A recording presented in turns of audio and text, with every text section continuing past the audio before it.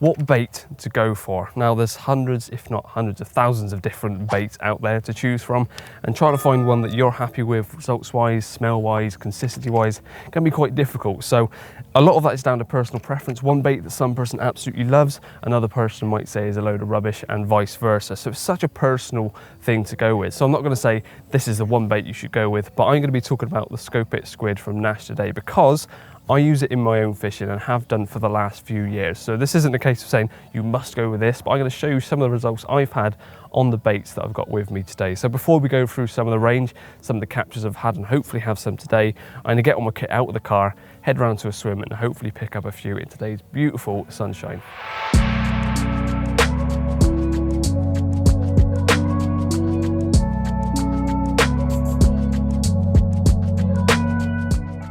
Both rods are finally out, and there's not really a lot to go on, to be honest. I've been going around the lake in the last few sessions here. It has been fishing very slow, so even though it's a runs water, very commercial, it has been a bit moody lately. So it's not exactly fishing prolific, but I'm still confident in where I've got the rods. One in the margin, one out in front of me. Left one in the margin, I've just sprinkled flake down there, a few bits of pellet, and then that's just gone out with a simple bottom bait rig and a PVA bag, and exactly the same setup on the right hand rod with regards to the hook bait, other than I haven't got a topper on that one. That's gone out with a PVA bag as well, and then I just put a scattering of boilies around that in the area. So that's deeper water out there, so I've got two different options covered there. So depending on what rod does what, I may move them around, but like I said, if I start to see the fish moving around in the upper layers, I'm going to adjust my tactics to try and get them that way.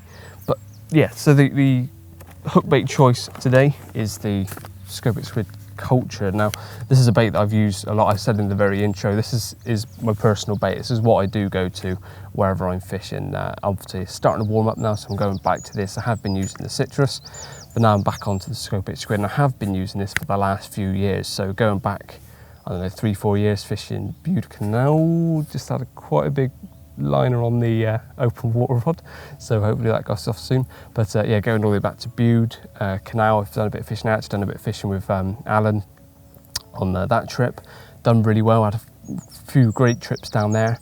All my other local lakes that I've fished, I've done really well on Scopex Squid, and then more specifically, which I'll get onto in a bit, to stick around to see some of the captures I've caught from my syndicate, because there's some very special fish in there indeed. That's all on Scopex Squid. So something I'm very, very confident in.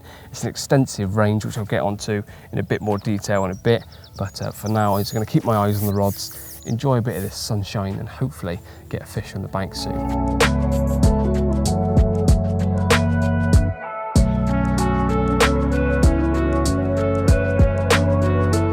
The fish are certainly playing hard to get, and they have been on the last few sessions, as I mentioned, so not really a lot to go by. Looking around the lake, other anglers, also motionless rods.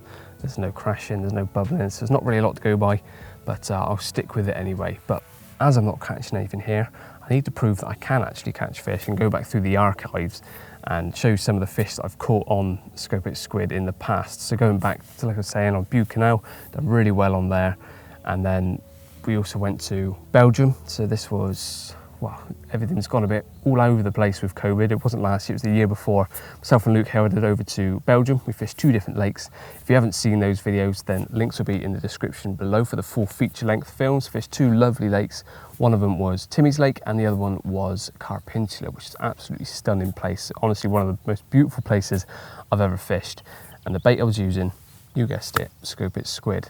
We hit 𝘃𝗶𝗶𝗀 Lake pretty hard. It was tough going to start for me, but I did start getting into some fish.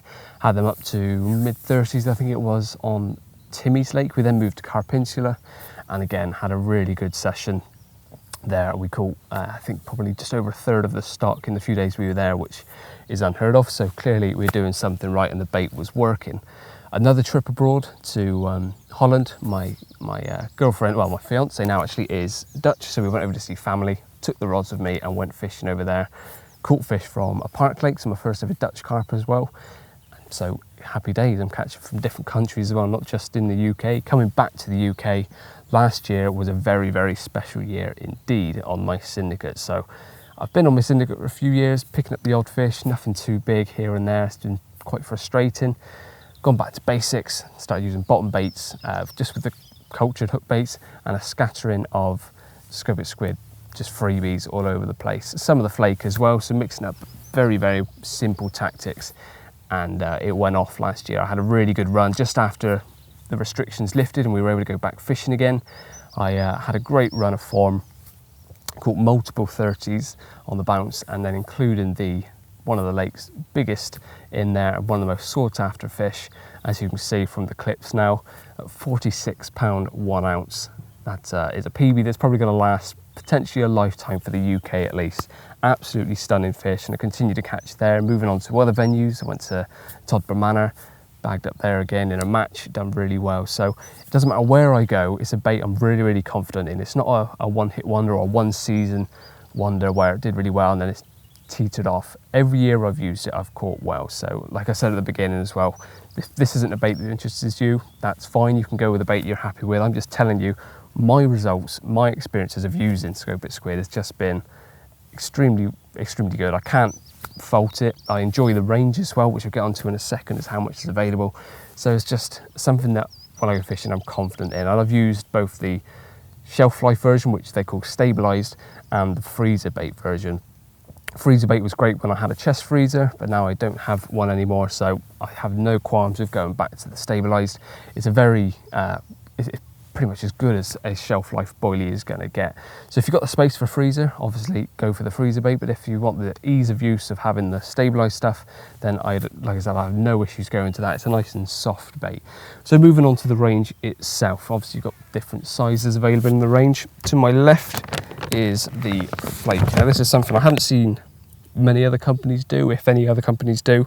Yes, you can get boilies yourself and blitz it up yourself, but when it comes pre-done in a bag, I mean, it's pretty simple. It saves you the faff of having to mulch it all up yourself. So there's a lot of powder in there from the crumb, from the boilies and stuff, but you've also got some bigger flakes in there as well. So when you chuck it into the margin like I was this morning, you can see all the different bits go down through the layers at different speeds. So obviously the bigger flakes flutter down, so that's going to be perfect for sort of silty bottoms, weedy spots where you just want some of the bait to settle on top rather than sink all the way through.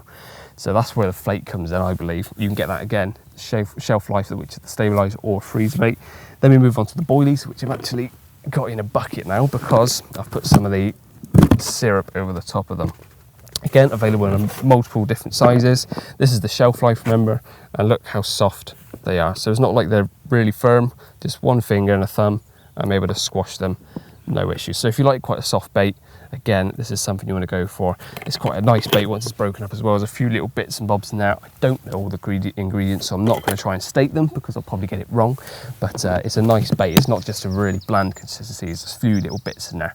My hands are now extremely sticky, which means I may as well move on to the syrup here. So this is actually PVA friendly. Stick it in PVA bags if you want, put it in your spod mixes, but then if you want to really sort of make a mix that's really sticky and sickly sweet, but kicks off a load of attraction, then this. It's not just a fine liquid like you get with some liquids, there's bits and pieces in here as well. So again, when that's going through the water column, you've got bits coming off the syrup as well. It just settles in different areas in the water column. I'm getting even more caked and mess with that. But moving on to some of the pellets as well, you've got the really small 2mm pellets, and I think these are 6mm pellets. So you've a variety of different pellets. You can tell spring is virtually here because I've got 5 tiny little ducklings swimming around, which is nice to see. They're going to grow up to be a pain though, of course.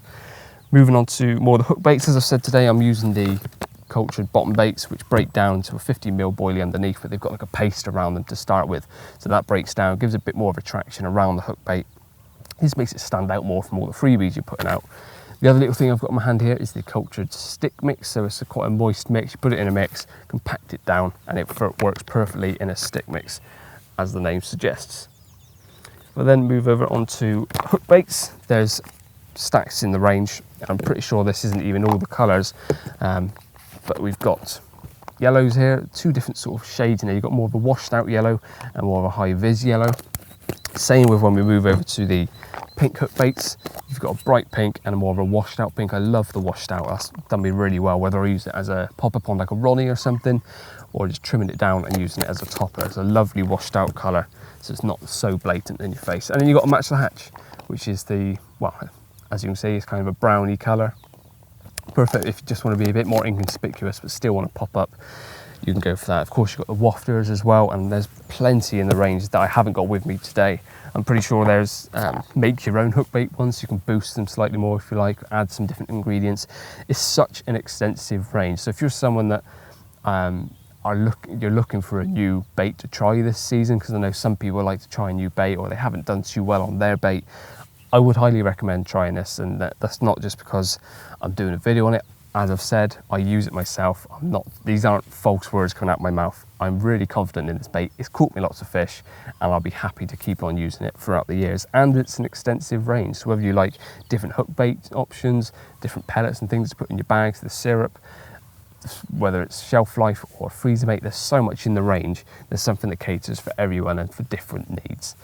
That's pretty much the range in a nutshell. So sorry if you got bored of that. I'm still going to try and catch a fish, but as you've seen from previous captures, I do catch fish. It's just seemingly not on heavily stocked day ticket venues, but I will persevere.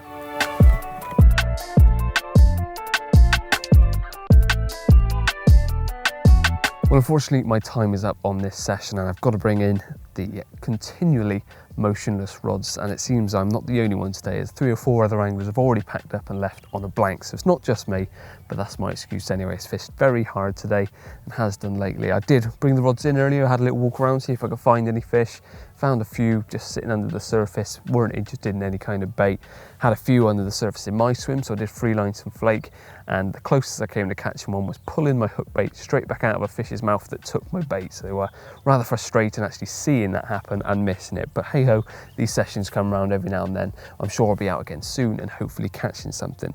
But remember, if you like what you see with the Scopex Squid range, then do head over to the Nash Tackle website, where they got all the stuff I've gone through today and much more, and obviously some other ranges as well. So whether you're on the market for a new bait range, you're trying to think what to use this year, maybe keep Scopex Squid in mind. So do head over to their website. Also remember to subscribe to us and hit the bell icon if you haven't already, then you won't miss any future uploads. And also follow us on all the social media platforms coming up on your screen below. But for now, cheers for watching, and I'll see you again soon.